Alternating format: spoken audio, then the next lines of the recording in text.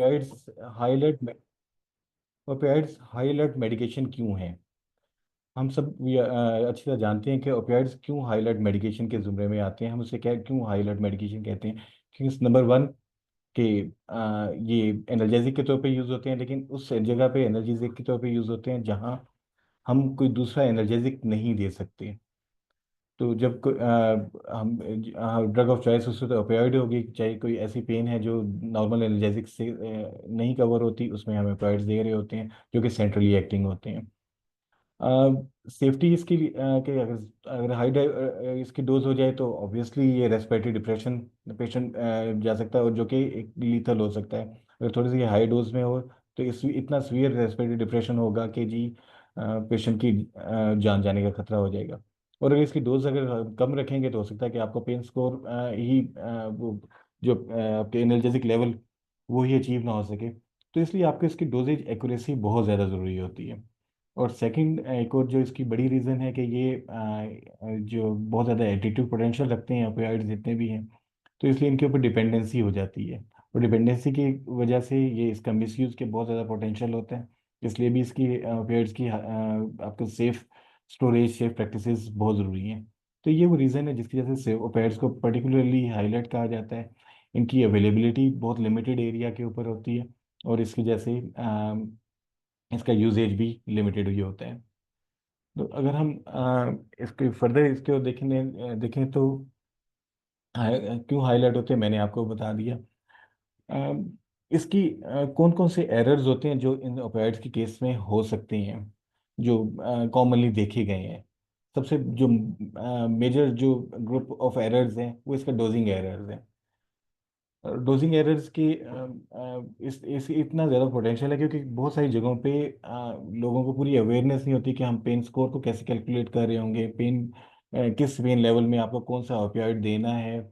Patient के अपनी physical, क्योंकि ये पेशेंट टू पेशेंट भी वेरी कर रही होती है। अगर पेशेंट खुद उसकी बॉडी वेट और या उसका लाइफस्टाइल ऐसा है कि वो ओपियाइड्स की डोज को नॉर्मली रिस्पॉन्स नहीं कर रहा, तो ज़ाहिर है फिर उसकी डोज को ग्रेजुअली आपने बढ़ाना है और उसके अकॉर्डिंगली आपने देखना है। और समटाइम्स ऐसे होता है कि कोई बिल्कुल एक पेशेंट जिसने कभी कोई नार्कोटिक या कोई बेंजोडाइजेपिन या उसने निकोटीन भी कभी यूज़ नहीं की, और उसके ऊपर बहुत आप हाई डोज पे ओपियाइड्स को स्टार्ट कर लेंगे उसके पेन स्कोर को देखते हुए, तो इमीडिएटली जाहिर है वो उसके अपने साइड इफेक्ट आना शुरू हो जाएंगे और पेशेंट उसका रिस्पॉन्ड नहीं कर रहा होगा। तो ये सारी वो रीजंस हैं जिसकी वजह से आपके इस डोजिंग एरर्स के सबसे ज़्यादा चांसेस होते हैं। एक और जो है, जो हमारे अगर हम इसे आईवी एडमिनिस्ट्रेशन कर रहे हैं तो इसके इन्फ्लुएंट पंप की सेटिंग, अगर उसमें इन्फ्लुएंट पंप की सेटिंग के अंदर आप माइक्रोग्राम मिलीग्राम या डेसिमल्स को इग्नोर करते हैं तो उसमें भी हाई रेट के ऊपर ये ओपियाइड्स एडमिनिस्टर होना शुरू हो जाते हैं। तो या रेट रॉन्ग रेट के ऊपर होंगे तो इस केस में भी पेशेंट के ऊपर सीवियर साइड इफेक्ट आना शुरू हो जाएंगे।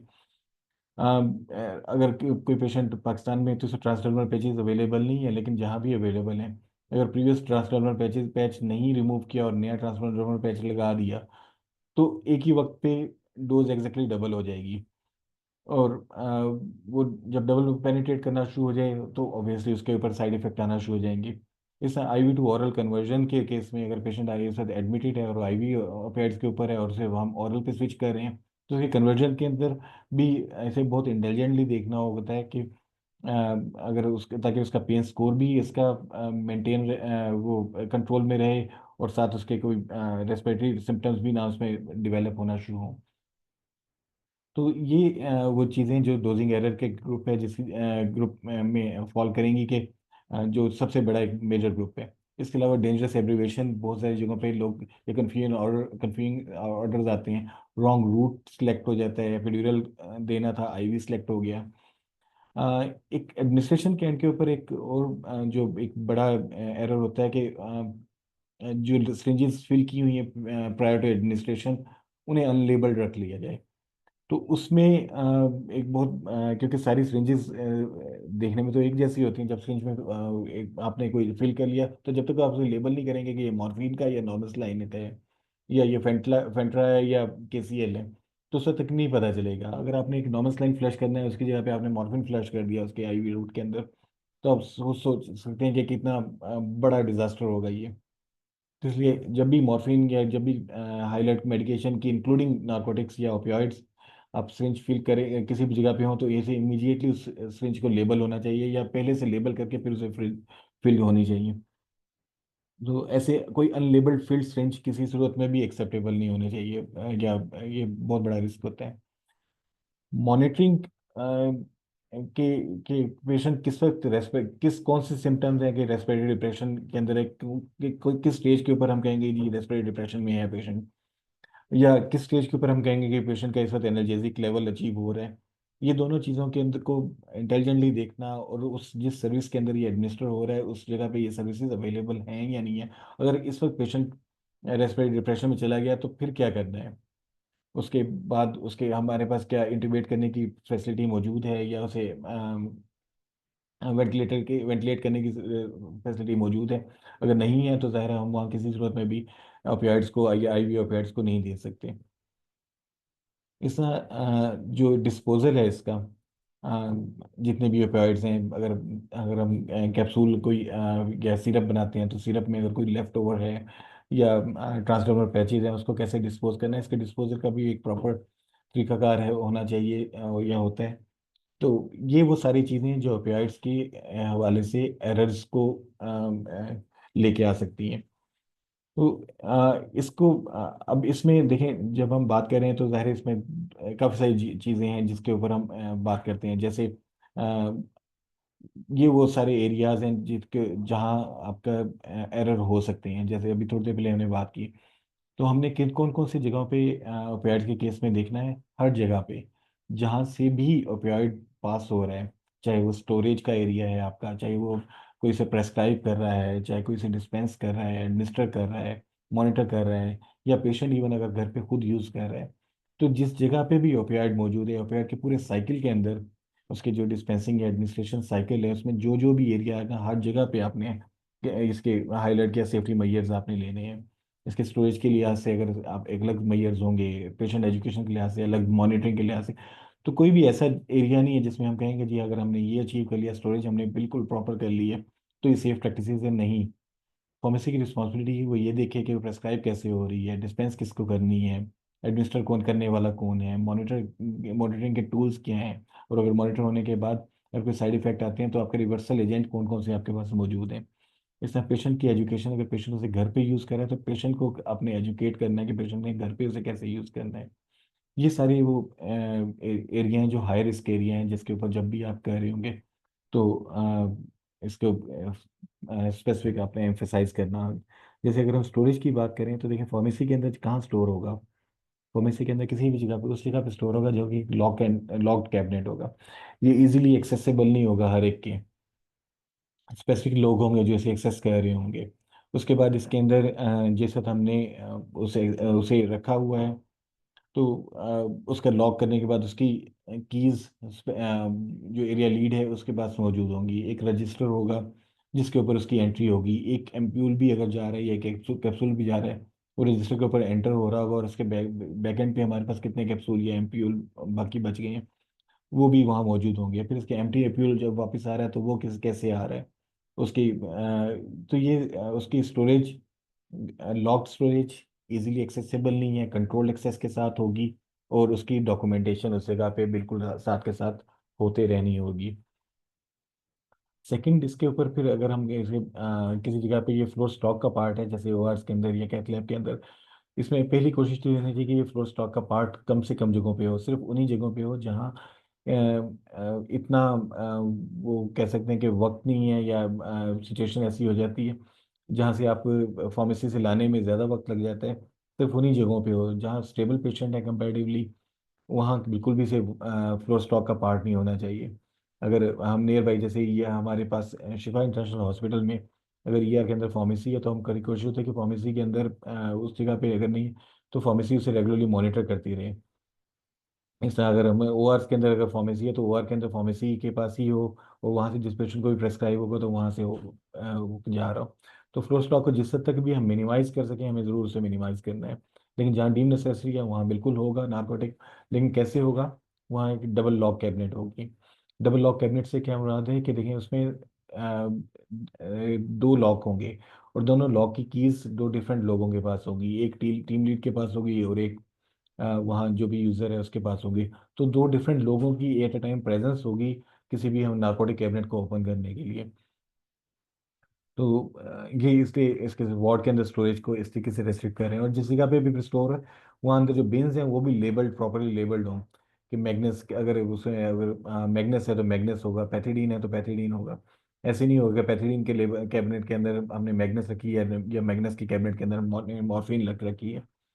तो ये सब कुछ इसके रेगुलरली उसकी स्टोरेज को साथ मॉनिटर भी करना है और उसके प्रॉपरली लेबल्ड एरिया के अंदर रखना है, सो दैट कि जिस वक्त आपकी इमरजेंसी है, क्योंकि नार्कोटिक्स को हम या ओपियोइड्स को हम हमेशा इमरजेंसी सिचुएशन के अंदर ही, या जो क्रिटिकल सिचुएशन है जहाँ कोई और एनाल्जेसिक नहीं यूज़ हो रहा या रिस्पॉन्स नहीं कर रहा, उसी जगह पे हम यूज़ कर रहे होते हैं।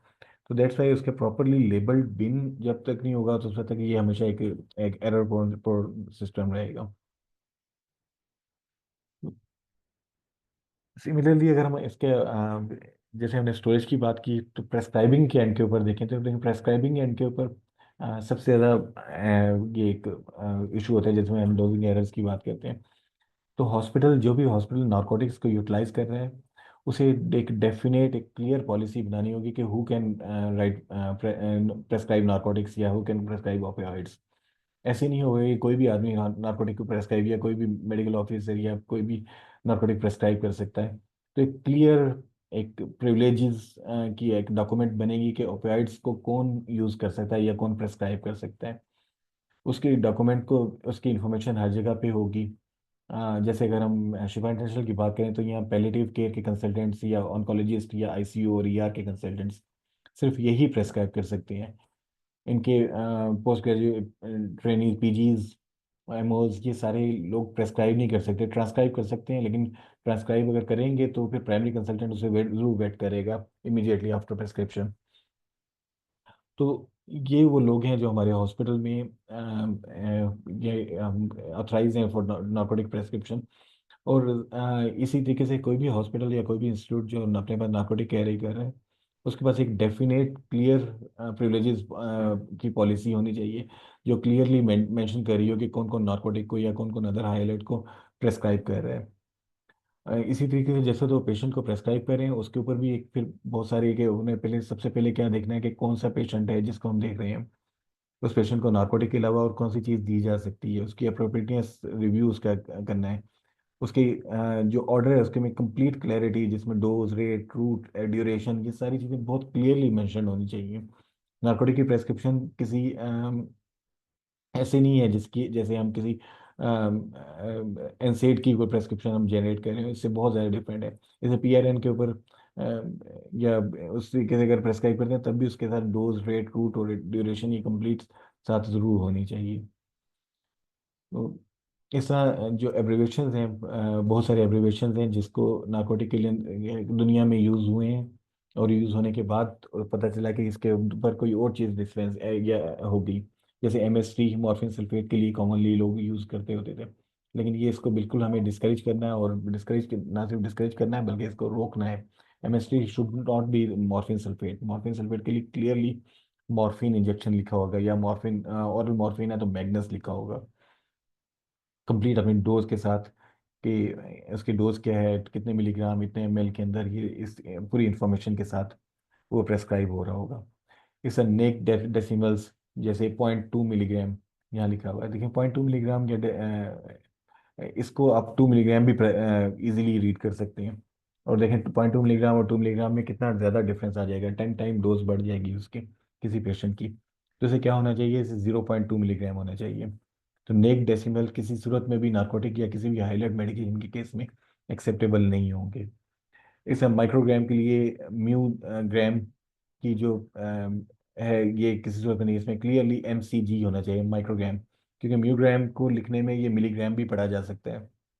तो आप देखें कितने टाइम, 1000 टाइम डोज बढ़ जाएगी अगर 50 माइक्रोग्राम की बजाय अपने 50 मिलीग्राम किसी को यहाँ प्रेस्क्राइब हो गया। तो ये वो एब्रीवेशन, इसलिए इसके माइक्रोग्राम लिखना है तो क्लियरली एमसीजी होगा, मिलीग्राम लिखना है तो क्लियरली एमजी होगा। तो ये वो एब्रीवेशन हैं जो बिल्कुल आपने एक्सेप्टेबल नहीं होनी है। और अगर फर्ज किया आपके पास एक कोई ऐसी प्रेस्क्रिप्शन आती है आप उसे इमीडिएटली वापस भेजेंगे, जब तक वो करेक्ट नहीं होती, करेक्ट होकर साइन नहीं होती, आप उसे डिस्पेंस नहीं करेंगे। तो इसके लिए ऑर्गेनाइजेशन को क्या करना है, ऑर्गेनाइजेशन को एक पेन मैनेजमेंट का क्लियर प्रोटोकॉल बनाना है, ताकि ये एरर्स के रिस्क मजीद मिटिगेट हो सकें। किस प्रोटोकॉल के अंदर पता हो कि अगर पेन स्कोर ये है तो ये ड्रग इस रेट के ऊपर चलेगी, तो उस प्रोटोकॉल के ऊपर फिर अगर डेविएट नहीं, वो प्रोटोकॉल फिर सबको पता होगा, तो उस प्रोटोकॉल के अकॉर्डिंगली ऑटोमेटिकली जैसे भी प्रोटोकॉल एक्टिवेट होगा, ड्रग डिस्पेंस हो जाएगी। तो उसमें ये एरर्स के सारे चांसेस ऑटोमेटिकली अवॉइड हो जाते हैं। तो इसी तरह रिवर्सल एजेंट्स, इसकी प्रेजेंस बहुत ज़रूरी है, और इसकी दलील इंफॉर्मेशन बहुत ज़रूरी है। हेल्थ केयर जो भी प्रेस्क्राइबर हैं या फार्मेसी जो डिस्पेंस कर रही है, कि किस प्रकार कौन सा रिवर्सल एजेंट है, और उस रिवर्सल एजेंट की टाइमली अवेलेबिलिटी। अगर किसी की जगह पे आप फील करते हैं कि रेस्पिरेटरी डिप्रेशन हो रहा है या कोई और साइड इफेक्ट आ रहा है इस ओपियाइड के साथ, तो आपको इमीडिएटली रिवर्सल एजेंट देना है पेशेंट को। और उस देने के बाद उसके साथ उसकी भी मॉनिटरिंग साथ होनी है। तो इसलिए कहीं भी जहाँ भी आप देखते हैं पोस्ट एडमिनिस्ट्रेशन कि कोई प्रॉब्लम आ रहा है, तो उसे इमीडिएटली रिपोर्ट होना चाहिए, नर्सिंग एंड के ऊपर भी, फिजिशियन एंड के ऊपर भी, या इवन फार्मेसी के पास भी पता चलता है। तो उसके पास साथ रिवर्सल एजेंट की का एक प्रोटोकॉल स्टार्ट हो जाना चाहिए। इसी तरह अगर हम डिस्पेंसिंग के एंड पे आप हमारे देखें, तो डिस्पेंसिंग क्योंकि फार्मेसी का एक पार्ट है कि वो कैसे डिस्पेंस कर रहे हैं, और साथ उसे अगर फर्ज क्या वो प्रिपेयर कर रहे हैं, जैसे मॉर्फिन सिरप फॉर्म में अवेलेबल नहीं होता, तो कैप्सूल से सिरप बनाया जाता है। तो उसकी प्रेस्क्रिप्शन जब आएगी, तो उसके पे प्रेस्क्रिप्शन में क्लियरली पेशेंट का नाम, उसका एमआर नंबर, उसकी इंडिकेशन, उसकी डोज, रूट, ड्यूरेशन, ट्रीटमेंट का प्लान, वो सारा उसके ऊपर मौजूद होना चाहिए। जब तक वो प्रेस्क्रिप्शन कंप्लीट नहीं होती, उसमें जैसे मैंने पहले बात किया कि कोई एब्रीवेशन नहीं, अनअप्रूव्ड एब्रीवेशन नहीं होगा, क्लियरली होगा। अगर मॉर्फिन ओरल देना है तो मैग्नेस एमआर जो ब्रांड हमारे पास अवेलेबल होता है, तो क्लियरली लिखा होगा कितनी डोज में देना है, कितनी क्या उसकी फ्रिक्वेंसी होगी, कितने दिन के लिए देना है। ये सारी चीज़ें पे क्लियरली मेंशन होके उसके साइन और स्टैंप दोनों चीज़ें ज़रूरी हैं। वो प्रेस्क्रिप्शन आएगी तब फार्मेसी उसे फिल करेगी, और फार्मेसी फिल करने के बाद उसके ऊपर ये सारी इन्फॉर्मेशन कि उसने कितना दिया है, ये सारे सिस्टम चार्ज करने के बाद फिर जिसने डिस्पेंस किया उसके भी साइन एंड स्टैंप ज़रूरी है, ताकि उस डॉक्यूमेंट में पता हो कि ये किसने डिस्पेंस किया है। इस तरह अगर सिरप फॉर्म में बनाया गया, तो उसके ऊपर भी क्लियरली लिखा हो कि ये मॉर्फिन सिरप जैसे ये है, इसके स्ट्रेंथ 1 मिलीग्राम पर ml, डोज कब बना है, कब उसकी एक्सपायरी डेट है, क्या उसकी स्टोरेज कंडीशंस हैं, और ये सारी इंफॉर्मेशन उसके पास मौजूद होनी चाहिए। हाईलाइट का लेबल उसके ऊपर ज़रूर फिक्स होना चाहिए कि हाँ, ये हाईलाइट मेडिकेशन है। और अगर किसी और ड्रग के साथ ये लासा है, तो लासा का भी ज़रूर लगा होना चाहिए। क्योंकि जितने भी ये हाईलाइट ये जब आप उसे लेबल लगा रहे हो, तो ये एक एक्स्ट्रा कॉशन आ जाती है कि ये इसके रेड लेबल है, दैट मीन कि हाईलाइट है, हम इसे स्पेसिफिकली देखते हैं कि ये क्या है। डबल चेक हर केस के अंदर, हाईलाइट के केस के अंदर, और पर्टिकुलरली हम नार्कोटिक के केस में डबल चेक बहुत ज़रूरी है। ये मैंडेटरी स्टेप है कि एक आदमी दे रहा है तो दूसरा आदमी उसे वेट वेट कर रहा है, उसे ज़रूर वेरीफाई कर रहा है। एक आदमी ने दिया कि ये 20 कैप्सूल मैंने इसे दिए हैं 30 मिलीग्राम ट्वाइस अ डे पर के हिसाब से इतने दिन के लिए, दूसरा आदमी ज़रूर उसे रीचेक करे ओरिजिनल प्रेस्क्रिप्शन के साथ कि वाकई यही है, और जितनी लिखी है वही फिल हुई है, जो लिखी है ये 30 मिलीग्राम की जगह 10 मिलीग्राम तो नहीं चला गया, या 20 कैप्सूल की जगह पे 2 कैप्सूल तो नहीं चला गया, 200 तो नहीं चले गए, डोज उसकी वाकई एक्यूरेट है कि नहीं। सेकंड चेक बहुत ज़रूरी है नार्कोटिक्स के केस में, क्योंकि इसमें थोड़ा सा भी एरर होता है आपके लेबल के ऊपर, कमेंट के ऊपर, एक ये 30 मिलीग्राम की जगह पे ये 300 मिलीग्राम लिखा जाए, तो ये इस जगह पे 10 कैप्सूल बन जाएंगे। तो 10 कैप्सूल पेशेंट अगर खा ले तो उसके क्या हालात होंगे। जैसे सेकंड चेक किस चीज़ से होगा, सेकंड चेक ओरिजिनल प्रेस्क्रिप्शन से, और फिर ओरिजिनल प्रेस्क्रिप्शन के साथ फिर जो लेबल जनरेट हुआ है उसके साथ, और फिर original prescription versus label, and then label versus filled drug. ये दो चीज़ें होंगी। पहले आपने लेबल उठाया, ओरिजिनल प्रेस्क्रिप्शन उठाया, उसे कंपेयर कर लिया। सेकंड फिर उसी जो लेबल को उठाया और फिल ड्रग के साथ कंपेयर कर लिया। ये दो चेक्स आपने करने हैं इमीडिएटली, और उसके बाद पेशेंट को एडमिट आपने कंसल्ट करते हुए एडमिनिस्टर कर देना, या डिस्पेंस कर देना। इसके साथ साथ ये फार्मेसी से चला गया तो एडमिनिस्ट्रेशन के एंड के ऊपर। तो एडमिनिस्ट्रेशन के एंड के ऊपर भी देखें, उन्हें ट्रेनिंग और ये सारी चीज़ें फार्मेसी के डोमेन में भी आती हैं, अदरवाइज भी उस जगह पे जिस वक्त हम रूटीन में राउंड कर रहे होते हैं नार्कोटिक के लिए पर्टिकुलरली, तो उसमें भी हमने ज़रूर देखना है कि वहाँ ये सारी चीज़ें वो हो रही हैं कि नहीं हो रही एडमिनिस्ट्रेशन में, क्या चीज़ें हैं ज़रूरी कि रूट्स ऑफ एडमिनिस्ट्रेशन, इसमें किसी सूरत में भी कोई कन्फ्यूजन नहीं होनी चाहिए। अगर ओरल है तो क्लियरली ओरल होगा, आईवी है तो क्लियरली आईवी, एपिड्यूरल, ट्रांसडर्मल, जो भी रूट है वो बहुत क्लियरली मेंशन होगा। कहीं एब्रीवेशन इस तरीके से नहीं लिखे होंगे, ये आईवी फॉर इंट्रावीनस तो है, लेकिन आईटी फॉर इंट्राथीकल, तो इसमें अगर कन्फ्यूजन भी हो सकती है, तो इसे इंट्राथीकल है तो इंट्राथीकल कंप्लीटली लिखा हो उसे। और इसे फिर टू इंडिपेंडेंट चेक, एक आदमी नहीं, अगर एक नर्स ने चेक किया तो दूसरा नर्स उसका टीम लीड उसे सेकंड चेक जरूर करे। पेशेंट को करेक्ट, पेशेंट को जरूर देखा है कि पेशेंट बाकी है, जो 6 राइट्स हैं ऑफ सेफ ड्रग एडमिनिस्ट्रेशन, कौन कौन से 6 राइट्स हैं? Right patient, right drug, right route, right dose, right frequency, and right time of administration. ये 6 राइट्स आपने उस जगह पे जरूर इंश्योर करनी है कि 6 की 6 चीज़ें टैली हो रही हैं, फिर उसके बाद ड्रग एडमिनिस्टर होनी है। ऑर्डर के अंदर किसी किस्म की कोई क्लैरिटी अगर नहीं है तो उसे पहले क्लैरिफाई किया जाए। अगर उसके डाइल्यूशन के लिए, रेट के लिए कि जहाँ जहाँ भी कोई कन्फ्यूजन है, कोई अनयूजुअल है, उसको ज़रूर क्लैरिफाई किया जाए, और उसको सेकंड आदमी ज़रूर से वेट कर रहा हो। फार्मासिस्ट ने सबसे पहले देख लिया उसे, उसके बाद अनयूज मेडिसन जो है वो फार्मासिस्ट उसे अगर देखने के बाद भेजता है, तो उसको भी उसके लेबल के साथ, ओरिजिनल ऑर्डर के साथ दोबारा नर्स की रिस्पॉन्सिबिलिटी है कि रीचेक करे। और अगर कोई अनयूज फार्मेसी में आती है तो फौरी तौर पर ये बचती है तो उसे फार्मेसी को रिटर्न किया जाए। कोई भी अनयूज सॉरी, कोई अनयूज अगर कैप्सूल कोई बचती हैं, पेशेंट डिस्चार्ज हो जाता है या उसकी डिसकंटिन्यू हो जाती है, तो उसको वहाँ वार्ड में ना रखा जाए, क्योंकि ज़ाहिर है हम सबको पता है कि ये कितने ज़्यादा एक रिस्की ड्रग्स हैं, या एब्यूजिव पोटेंशियल के साथ होती हैं। तो इसे वापस भेज दिया जाए और पेशेंट के बिल में भी उसे अपडेट कर दिया जाए। ऐसा जो ट्रांसडर्मल पैचेज हैं जितने भी, उनके लिए बहुत ज़रूरी है ट्रांसडर्मल पैचेज के लिए कि हम ये ज़रूर देखें कि इसका डिस्पोजल कैसे होता है। इसका डिस्पोजल का एक प्रॉपर एक तरीका का होता है ट्रांसडर्मल पैचेज का, कि हम उसे दरमियान में से एक कट करके फिर उसे डिस्पोज करेंगे। तो कभी भी ऐसे ना हो ट्रांसडर्मल पैचेज डिस्पोज हो कि कोई दूसरा आदमी उठा के अपने उसे उसके हाथ या एक्सीडेंटली उसके हाथ के साथ टच हो जाए और वहाँ उसे साइड इफेक्ट होना शुरू हो जाए।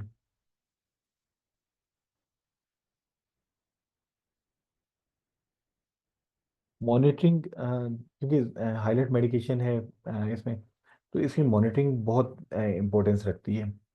हमने जितने भी देखे होते हैं हॉस्पिटल है उसके पास एक क्लियरली, एक जैसे मैंने पहले भी बात की कि एडमिनिस्ट्रेशन का एक प्रोटोकॉल होना चाहिए, पेन मैनेजमेंट का एक प्रोटोकॉल होना चाहिए कि पेन का क्या स्कोर है, उसमें के अंदर कैसे कौन से पेशेंट हैं जो क्वालिफाई करते हैं फॉर नार्कोटिक एडमिनिस्ट्रेशन। और फिर उन क्वालिफाइड पेशेंट्स के हवाले से कि जब उसका पेन स्कोर क्या होगा, उसकी क्या क्या कंडीशन होगी, फिर सब के सब, ये एक क्लियरली एक प्रोटोकॉल का पार्ट होना चाहिए। और जब कोई पेशेंट क्वालिफाई कर गया और उसे प्रोटोकॉल एक्टिवेट हो गया, तो फिर उसके साथ उसकी कौन सी डोज में उसे मिलना है, फिर उसके साथ उसे मॉनिटर करना कि इस पेशेंट की कहीं भी रेस्पिरेटरी डिप्रेशन तो नहीं हो रही है, कहीं ऐसे तो नहीं है कि इस पेशेंट को हम ओवर यूज किए जा रहे हैं इसके ऊपर। तो ये सारी चीज़ें हमें पेशेंट को एडमिनिस्ट्रेशन के साथ मॉनिटर करनी है, एक एक डोज के साथ मॉनिटर होनी है। और अगर किसी जगह पे कोई एरर होता है या नियर मिस होता है तो उसे इमीडिएटली आपने रिपोर्ट बैक करना है। चाहे डोजिंग एरर है, चाहे एडमिनिस्ट्रेशन एरर है, कहीं आपकी right wrong dose drug fill हो गई है, इसको इमीडिएटली रिपोर्ट बैक करना है, ताकि ज़ाहिर है अगर वो एरर हुआ है तो वो एरर के बैकएंड पे ज़ाहिर कोई ऐसी ऐसा प्रोसेस जरूर वायलेट ज़रूर हुआ होगा जो उस एरर जिसकी वजह से वो एरर हुआ है, तो उस प्रोसेस को भी दोबारा करेक्ट होना ज़रूरी है। बहुत सारी ऐसी ड्रग्स हैं जो हम नार्कोटिक्स के केस में, स्पेशली ऑरल ड्रग्स हैं या ट्रांसडर्मल पैचेज हैं, ये पेशेंट घर पे यूज़ कर रहे होते हैं। तो जब घर पे यूज़ करें तो पेशेंट इसके हवाले से ज़रूरी है कि हम पेशेंट को बाकायदा एक तो बता रहे हों कि आपकी जो ड्रग है ये एक नार्कोटिक ड्रग है, पेशेंट को या उसके इमीडिएट केयर गिवर को। और, और ये किस सूरत में यूज़ करनी है, क्योंकि ये एक लास्ट रिजॉर्ट इसलिए ऐसे बन जाती है कि इसके बाद अगर नार्कोटिक से भी पेशेंट जो कि सेंट्रली एक्टिंग है, इससे भी अगर पेन रिलीव नहीं होता तो ऑब्वियसली फिर हमारे पास और कोई चॉइस नहीं है फिर इन दैट केस। तो इसलिए पेशेंट को क्लियरली हमने बताना कि कौन सा पेन का लेवल है जिसके ऊपर आपने यूज करना है इसे नार्कोटिक को। These are not luxury medicine के आपसे बैठ के हल्की सी पेन फील हुई और आपने मजे से ये कोई नार्कोटिक उस पेशेंट को एडमिनिस्टर कर दिया और वो एक यूफोरिक स्टेज में चला गया। आपने उसी स्टेज पे देना है जिसमें जिसमें पेन का एक सर्टेन लेवल हो गया, जो आप म्यूचुअली एग्री करेंगे पेशेंट के साथ और केयर गिवर के साथ मिलके। क्योंकि जैसे जैसे हम नार्कोटिक पेशेंट को यूज़ कर रहे होते हैं तो वो चूंकि ये एक एडिक्टिव पोटेंशियल के साथ होते हैं, तो उसकी बॉडी भी उसके एडिक्ट होती है, तो उसके बाद फिर डोज इसकी कंटिन्यूसली बढ़ानी पड़ती है। तो हमें सबको अंदाजा है कि नार्कोटिक्स की एज ए ड्रग बहुत रेयर अवेलेबिलिटी होती है। तो ये अफोर्ड नहीं किया जा सकता कि जी आप डोज बढ़ाते जाएं और वो पेशेंट उसी तरीके से कंज्यूम करता जाए एक सर्टेन लेवल से ऊपर। तो इसलिए वो पेन स्कोर और वो सारी चीज़ें पेशेंट के साथ क्लियर बैठ के एक एग्री म्यूचुअली एग्री करेंगे कि इस स्टेज के ऊपर आपने नार्कोटिक उसे एडमिनिस्टर करना है या उसे ऑरली देना है। फिर गाइडलाइन ट्रांसप्लांट पेशेंट के केसेस में कि कब आपने लगानी है और ये इसके पर आर कैसे रिलीज होता है, कौन सा स्पेसिफिक एरिया है जिसके ऊपर आपने लगानी है, बिफोर बात आपने क्या मेजर लेने हैं, आफ्टर बात आपने कैसे लगानी है दोबारा उसके ऊपर। अगर कोई नार्कोटिक आप एडमिनिस्टर कर रहे हैं तो उसके ऊपर आपने डेट ऑफ यूज जो ओपनिंग वो जरूर उस पर लिखनी है, क्योंकि यूजली जो जितने भी ट्रांसफर पैचेज हैं नार्कोटिक के केस में 72 आवर के लिए होते हैं। तो 72 आवर के बाद के लिए तक वो एक पर 50 या 25 माइक्रोग्राम पर आवर के हिसाब से वो नार्कोटिक को रिलीज करते रहते हैं। बहुत अच्छे ये है पैचेज होते हैं कि कंटिन्यूसली आपको एक ग्रेजुअल या स्लो रिलीज के ऊपर ये रख रहे होते हैं। लेकिन स्टिल इसके अपने ज़ाहिर हैज़र्ड है कि आपने किसी ऐसी जगह पे नहीं आपने लगाना जहाँ नीचे कोई वूंड है या कोई ऐसी कोई सरफेस है जो जहाँ वो इंटेक्ट सरफेस नहीं है, तो उसके ऊपर आप लगा दें तो वो डायरेक्ट फिर उससे ब्लड स्ट्रीम में जाना शुरू हो जाता है, तो आपकी जो स्लो एडमिनिस्ट्रेशन है वो इस जगह पे कंप्रोमाइज़ हो रही होती है। इसी तरह अगर बंदा नहाने जा रहा है, कोई जिस पेशेंट है या आपसे तो उससे पहले आपने कैसे इसे रिमूव करना है और बाद में उसे कैसे दोबारा लगाना है, इस वाले से कंप्लीट एक आपकी एक इन्फॉर्मेशन होनी चाहिए, गाइडलाइन होनी चाहिए। जब भी आप इसे एडमिनिस्टर या डिस्पेंस करें, वो गाइडलाइन आपने पेशेंट को ज़रूर काउंसिल करनी है। इस तरह अ, जो जैसे कहते हैं कि आपने जितने पेशेंट को एडमिशन से पहले कि किस जगह पे आपने पेशेंट को एडमिट करना है और उसके कौन कौन सी चीज़ें आपने उसके वाले से पूरा उसे करना है। एपिड्यूरल के केस के अंदर आपने पूरे साइन एंड सब एपिड्यूरल यूजेज या पोस्ट एपिड्यूरल पंक्चर हेडे जो हेडेक होता है, इस वाले से कंप्लीट पेशेंट को एजुकेशन होनी चाहिए कि जब एपिड्यूरल लगेगा तो उसके बाद एपिड्यूरल के बाद आपके क्या क्या साइड इफेक्ट आ सकते हैं।